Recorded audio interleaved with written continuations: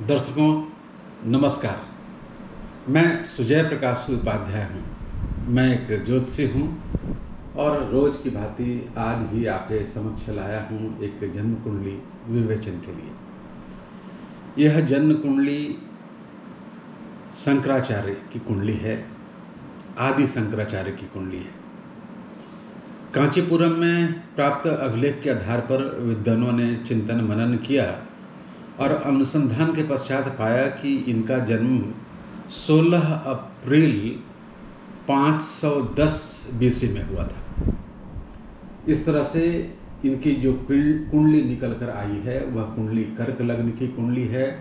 कर्क लग्न की कुंडली में लग्ने चंद्रमा 12वें भाव में है।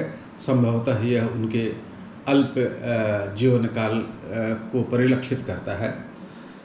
इनकी कुंडली में हमेशा की भांति मैं जो कहता हूँ आपको कि जब कभी भी सूर्य बुध और शुक्र एक साथ बैठ जाएं, खास करके केंद्र या त्रिकोण में, तो एक जीनियस का जन्म होता है, एक विलक्षण जीव का जन्म होता है, एक विलक्षण प्राणी का जन्म होता है, एक विलक्षणता स्थान लेती है। इनकी कुंडली में भी सूर्य बुध और शुक्र, आप देखिए आपके सामने कुंडली है आदि शंकराचार्य की। 10वें भाव में सूर्य बुध और शुक्र है। इससे विलक्षण बात और क्या हो सकती है कि 8 वर्ष की उम्र में चारों वेदों को कंठाग्र कर लेना, पढ़ लेना और 12वें उम्र तक आते आते सभी शास्त्रीय ग्रंथों को चिंतन मनन कर लेना, कंठाग्र कर लेना और 16 वर्ष की उम्र तक आते आते उपनिषदों पे भाष्य लिखना, यह विलक्षणता नहीं तो और क्या है। यह विलक्षण प्राणी का लक्षण नहीं तो और क्या है।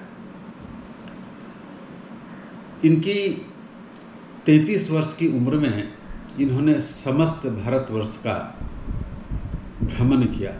आप सोचिए जरा, उस समय कोई कम्युनिकेशन नहीं था, पैदल ही एक रास्ता था या घोड़े हाथी के रास्ते से इन्होंने पूरे भारतवर्ष का भ्रमण किया और जगह जगह पे शास्त्रार्थ की। कहते हैं कि उस समय के सनातन को स्थापित करने वाले, बौद्ध धर्म पर आधिपत्य जमाने वाले कुमारिल भट्ट से ये शास्त्रार्थ करने पहुँचे बनारस। लेकिन उस समय वो जलमग्न होने जा रहे थे या जलने जा रहे थे, तो उन्होंने कहा कि मेरे शिष्य मंडन मिश्र से तुम शास्त्रार्थ कर लो और विजयी हो जाओ, तो समझना तुमने मुझे भी हरा दिया। मंडन मिश्र से इनका शास्त्रार्थ हुआ, उनकी पत्नी से शास्त्रार्थ हुआ, कई कहानियां हैं, उसमें वो विजय हुए। तो सूर्य बुध और शुक्र का यह लक्षण बहुत स्पष्ट रूप से दृष्टिगोचर करता है कि आदि शंकराचार्य एक विलक्षण प्रतिभा के, अद्भुत स्मरण शक्ति के और अवतार में जो गुण होते हैं वो सारे गुण उनमें उपलब्ध थे। इसलिए तो उन्हें शिव का अवतार मान लिया गया। अच्छा, इनका जो शंकराचार्य जी के पहले जो उपनिषदों में या सांख्य दर्शन में वो कहा जाता था कि जो जो जो जो प्रकृति है वह एक चीज़ है और जो रचयिता है ब्रह्म वह अलग चीज़ है। और शंकराचार्य ने कहा, इन्होंने बहुत सारे भ्रम ही तोड़ दिए। इन्होंने मोक्ष के जो खास तरह के मोक्षों पे विवाद होता था उसको हमेशा के लिए शांत कर दिया। उन्होंने कहा कि बस एक ही बात, उन्होंने कहा कि ब्रह्म ही सत्य है, जगत मिथ्या है और जो जीव है वह ब्रह्म से अलग नहीं है। ब्रह्म सत्यम जगत मिथ्या जीवो ब्रह्मयो ना पर। जीव भी जो है वह ब्रह्म से परे नहीं है, अलग नहीं है। उन्होंने जगत को मिथ्या कहा। इसकी आलोचना इनकी होती है कि तब तो आदमी को कोई काम करने का सोचना ही नहीं चाहिए। फिर तो जब मिथ्या ही है तो फिर मिथ्या में क्या काम करना और क्या पुरुषार्थ। असल में हम इनके व्यवहारिक सत्य को नहीं देखते। इन्होंने उदाहरण दिया, 2 उदाहरण इनके बहुत ही महत्वपूर्ण हैं। पहला उदाहरण रज्जु और सर्प का है। वो कहते हैं कि जब हम किसी रस्सी को सर्प समझ लेते हैं तो वह जो रस्सी है वो हमेशा से सर्प होता है, लेकिन जैसे ही रस्सी हमेशा से रस्सी ही होती है, वो सर्प नहीं होता। जैसे ही हमें ये ज्ञान हो जाता है तो सर्प जो है वो मिथ्या की तरह लगता है, वो गलत साबित होता है। एक और उदाहरण इन्होंने दिया कि जब हम स्वप्न देखते हैं तो जब तक हम स्वप्न में रहते हैं, स्वप्न में घटित होने वाली सारी बातें सत्य ही प्रतीत होती हैं। जब तक स्वप्न चलता रहता है, स्वप्न की बातें बिल्कुल सत्य, बिल्कुल ठीक प्रतीत होती हैं। उसी तरह से उन्होंने कहा कि यह जो जगत है, जब तक आप जगत में हैं, व्यवहारिक दृष्टि से यह सत्य ही प्रतीत होता है। लेकिन जैसे ही आपको परम ज्ञान हो जाता है कि यह ब्रह्म द्वारा भाषित है, जैसे ही आपको इस उत्कृष्ट सत्य की प्राप्ति हो जाती है कि सब कुछ, वह जड़ है, वह चेतन है, वह प्रकृति है, वह वनस्पति है, वह पशु है, वह पक्षी है, सर्व में ब्रह्म ही भासता है।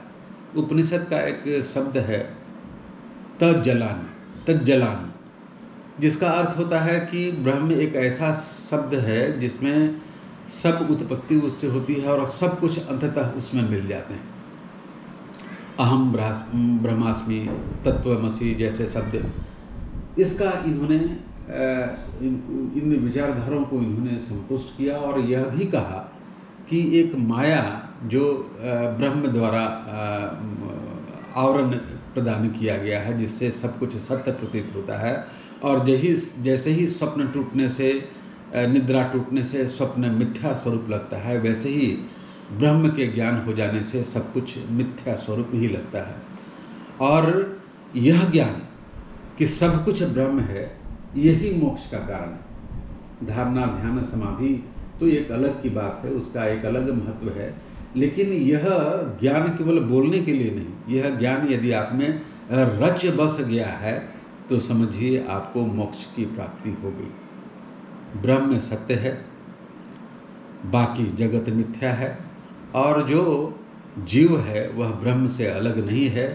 यही वाणी सार बिंदु है शंकराचार्य का। शंकराचार्य की कुंडली देखिए, इनकी कुंडली में बृहस्पति पूर्ण दृष्टि से अष्टम भाव को देखता है, जहाँ शनि विराजमान है स्वग्रही होके मूल त्रिकोण में। जो अष्टम भाव है वह गूढ़ रहस्यों का भाव है, वह पाताल का भाव है। गूढ़ रहस्यों का उद्घाटन संभवतः इसी कारण से किया क्योंकि बृहस्पति की पूर्ण दृष्टि पड़ती है और शनि रहस्यों के उद्घाटन में सहायक हो गया यहाँ बैठ के।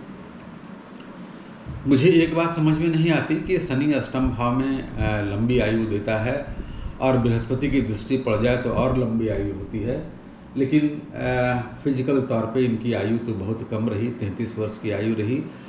लेकिन दूसरी दृष्टि से देखिए तो अपने कृत्यों के कारण ये अजर अमर हो गए, तो इस तरह से इनकी लंबी आयु कह सकते हैं। अल्प आयु का योग बनता है। इनका जो लग्नेश है वह व्यय भाव में बैठा है।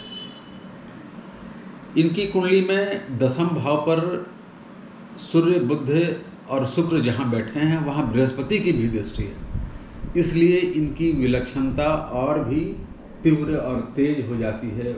ओज और तेज इनका बढ़ जाता है और इन्होंने इतनी कम उम्र में इतनी उपलब्धियां पाई। वह उपलब्धियों की दृष्टि से इतना बड़ा, इतना महत्व, इतना विराट था कि लोगों ने इनको शिव का अवतार ही कह दिया। तो यह रही बात शंकराचार्य की कुंडली की। आपको मेरा वीडियो कैसा लगता है? अच्छा लगता है तो इसे लाइक कीजिए, मेरे चैनल को सब्सक्राइब कीजिए और इसे शेयर भी कीजिए। आपका बहुत बहुत नमन, आपका बहुत बहुत धन्यवाद।